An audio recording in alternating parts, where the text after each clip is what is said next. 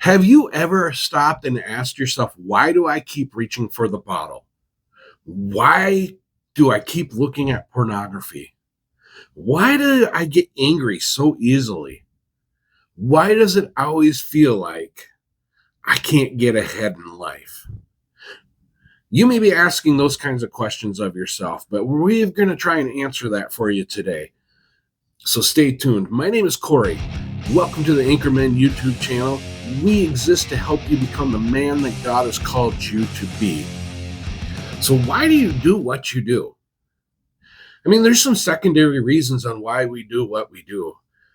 First one might be because you just feel obligated to do it. I mean, I can think of having to go to a family function or something. You don't really want to go because you don't want to see certain family members and stuff. And, it's Saturday. I could really be going and doing something else that's a little bit more productive, but you feel obligated. So you got to go. But you don't really want to go, but you feel obligated to do it. You do things because you want to do them. An example would be, I know I shouldn't eat that donut that someone brought into the office this morning, but oh my gosh, they look so good. And I really want one. I deserve it. Or, I know I shouldn't be reaching for the bottle and drinking out of that bottle today, but it helps me to relax and wind down at the end of the day. I shouldn't be hanging out with that person because they're a bad influence on me, but I want to go have a good time. You also do it because you want to feel accepted. You pick up the bottle or those pills because someone else is doing it, and if they don't, they might pick on you and they might not like you or not think as highly of you. Or you go out of your way to do crazy things just to make somebody like you because you are the life of the party, right? Or you give in to that person all the time because you don't want to hurt them. Or else they might get mad at you if you don't give in to them. You want to be accepted by them. So God forbid they get mad at you because you didn't do what they wanted you to do. But there's one primary reason why you do what you do. And the reason why you do what you do is because of what you think about you. In Proverbs 23:7, it says this, and Proverbs is such a wise book in the Bible, and this is out of the King James Version. For as he thinketh in his heart, so he is. Your identity drives what you think of you. Deep down in the core of your soul, you can stop and you can answer and say, yeah, well, I pick up the bottle because of this or that. Or I continue to look at pornography because it helps me to do this or that. But deep down in your core of your soul, and if you are really totally honest with yourself, there's a real reason why. And it could be because you felt unworthy. Could be because you didn't feel like you're loved. It could be because you just didn't feel significant enough and you were searching for some kind of significance, and you found that looking at pornography filled that hole temporarily. Or you found that drinking and getting drunk, others made you feel worthy while you were drunk, but it only lasted temporarily. So deep down inside in our core, we have to find and answer that question. Why do we do what we do? There's three things that always drive our behavior all the time. The first one is, what type of person am I? What kind of situation is this? And what does somebody like me do in a situation like this? So every decision that you ever make, those three questions are subconsciously asked in your brain. What kind of person am I? What kind of situation is this? And what does somebody like me do in a situation like this? So you could run to the refrigerator, open up that refrigerator doors, the two of them, because we got two in ours. And you look in there and you're like, what kind of person am I? What kind of situation? Ooh, there's some good looking leftovers. Never mind. I hate leftovers. Duh, gag me. I don't eat leftovers. So we got to find something else. Oh, ice cream. Okay. So we're opening up the freezer and we look in there. What kind of person am I? I'm a person that really likes ice cream. What kind of situation is this? There's ice cream in the freezer and I feel hungry and lonely and bored. What does somebody in this situation do? I don't know. If you're me, you grab the ice cream, fill up a bowl, and put some chocolate syrup on it, put some nuts on it. Depending on the day, sometimes I'll take some actual cereal and dump it on my ice cream, and then I'll go sit down and eat it. Okay, so we understand that the driving behavior of what we do is because of what we think of you or what we think of ourselves, right? So, how can I change? What can I do to change that? I want to stop looking at pornography. I want to stop drinking out of the bottle. I hate the fact that I get so angry so easily. So, what can I do to change? Well, if you want to change what you do, you got to change what you think of you. It is so much easier to believe the bad things about yourself than the good things. I know because I do it. It is so much easier. I get stuck all the time because I always think of how I am not worthy to do something. I don't think I have the skill sets. As a matter of fact, this YouTube channel, it took me forever to finally just be like, you know what? I'm just doing it. I don't care if you want, if people watch it, great. If people don't, great. I'm going to do it anyways. But I didn't do it for so long because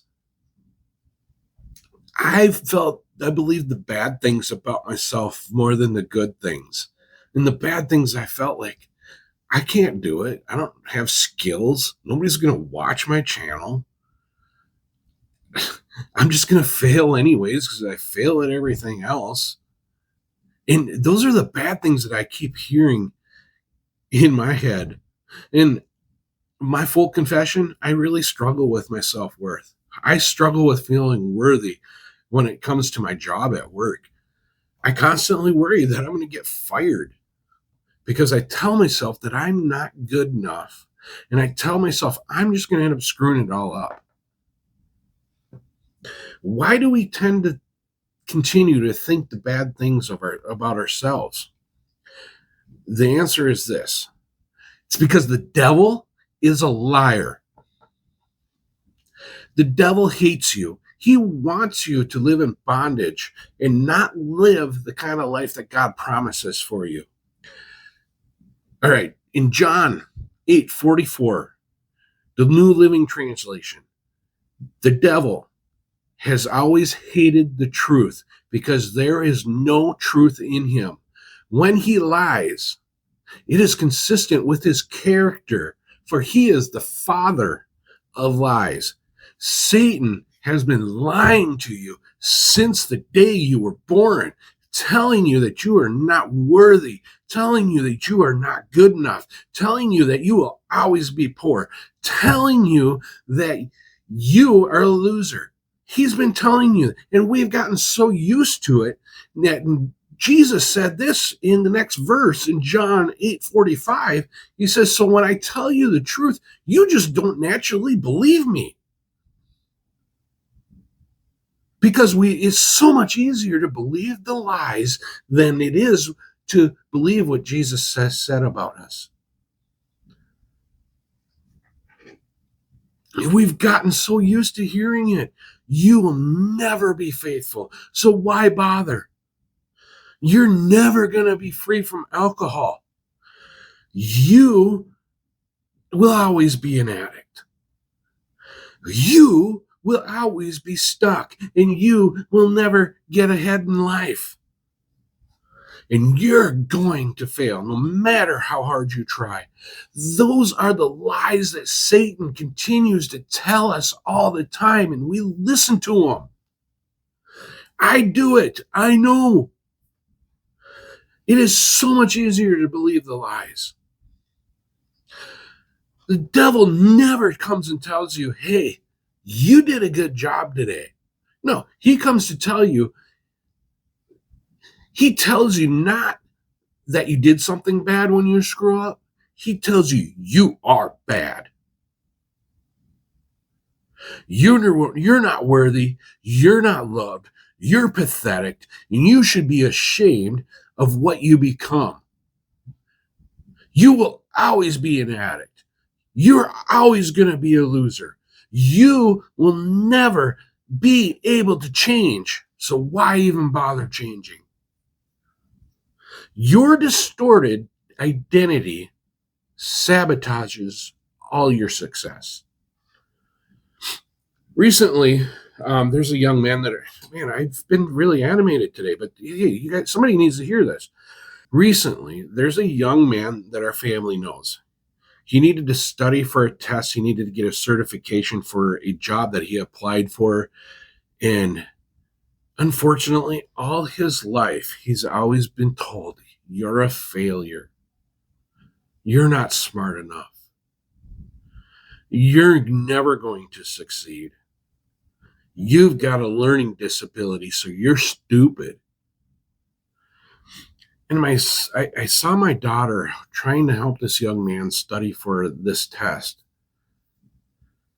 And I could see while he was studying, just by the way he was reacting to her, because he was cracking jokes, not taking the test, taking the studying seriously. I began to see as I was watching this, that at his core, he believed that he was not good enough to pass the test. And I could see that he was telling himself in his mind, I'm going to fail this test, even before he even had a chance to take it. And what happened? He went to go take that test with the mindset that he was going to fail anyways before he even got there. And guess what? He ended up failing. He didn't fail because he wasn't smart enough, because he really is a really smart young man. I wholly believe in my heart that he failed because he was lied to all his life. And he believed those lies to his core. Because in my mind, there was absolutely no reason that he should have failed the test. But because he believed the lies that he was told from people within his family, the lies of Satan, he began to believe those things, and that's what caused him to fail. The devil wants you to fail. The devil, he hates you. He hates everything about you. Why? Because you are God's chosen. He's going to continue to lie to you. He's going to continue to tell you that you are not good enough. If it's going to keep you in the chains of bondage, he's going to continue to lie to you. Because he does not want to see you live in the freedom that God has given us. The devil takes your distorted identity, creates destructive habits in your life. So we've started with a distorted identity of ourselves. We're not worthy. We're not good enough. We'll never succeed. We're always going to be failures. He creates a destructive habit in your life because of that. So you start drinking beer, you start looking at pornography, you go into a test thinking that you're going to fail before you even get there. And then your destructive habits that you've developed, they reinforce that distorted identity that the devil has tried to give to you. You are not what the devil says you are. You are not what others say you are. You are not that critical voice that's in your head that's constantly tearing you down and telling you that you are not good enough and you can't ever do it. If you want to change what you do, you have got to change what you think of you. Jesus teaches us the truth about us. We have to believe the truth. It's really sad that Jesus back there in John 8:45 said, so when I tell you the truth, you just don't naturally believe me. But it's so true.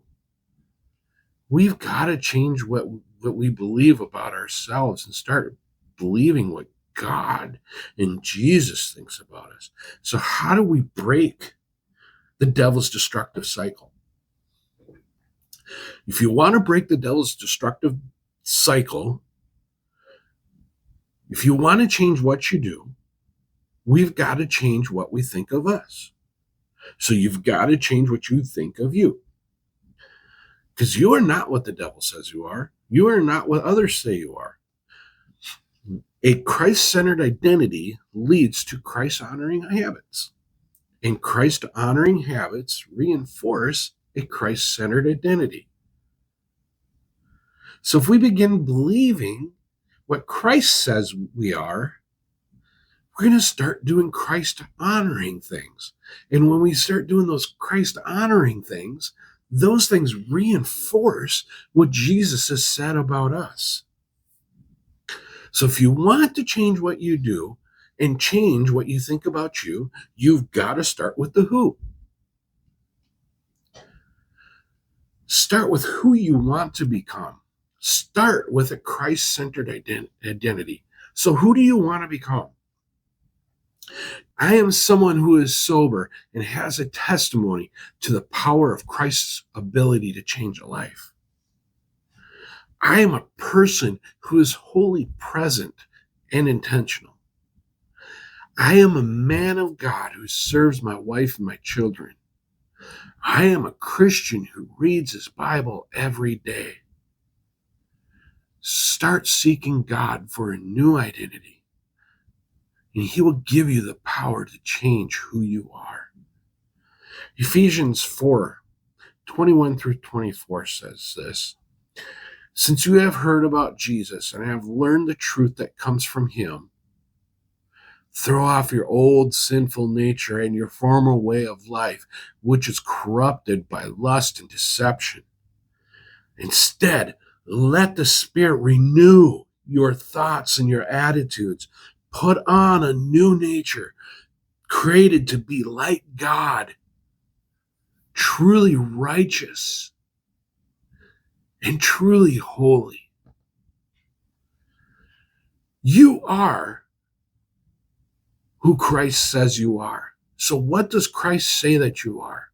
And this isn't an exhaustive list, but this is some of the things that Christ says that you are. In 2 Corinthians 5:17, you are a new creation in Christ.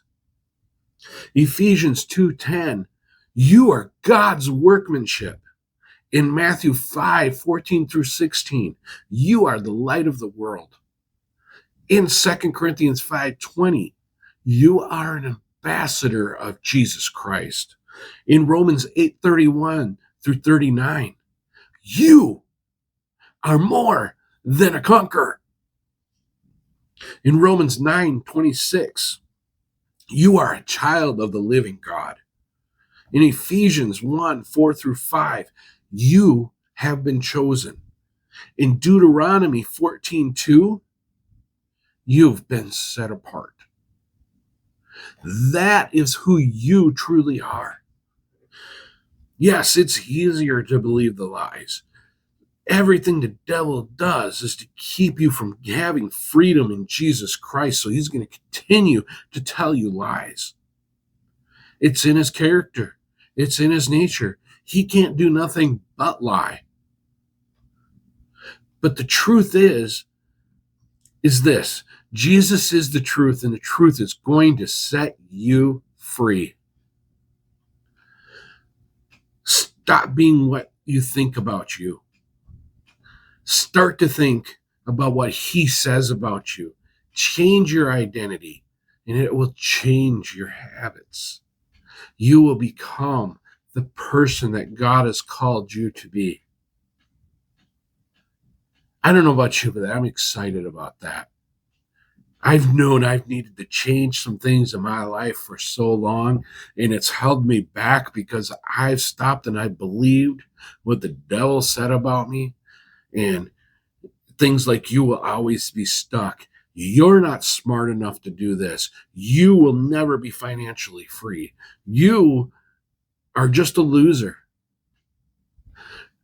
But I'm not a loser. I'm what Jesus says I am. I'm a child of the one true King. I am his workmanship. I am a new creation in Christ. I've been chosen by him. He has set me apart. And that thing that kept me so stuck for so long, I'm going to conquer it because I'm more than a conqueror in Jesus. Look, I hope that you've got something out of this today. I hope it got you all fired up like it's got me fired up right now. Hit that like and subscribe button if you got something out of this and you want to hear some more. But I got one more thing to ask you. Will you tell other people about this channel? Here at the end of the video, I'm going to have a QR code invite that you can pass on to others. I would appreciate it if you did that because I want to see more people changed. That's my heart, and that's why I do this. I want to see people changed. I love you guys. Have a great day. God bless you. See you later.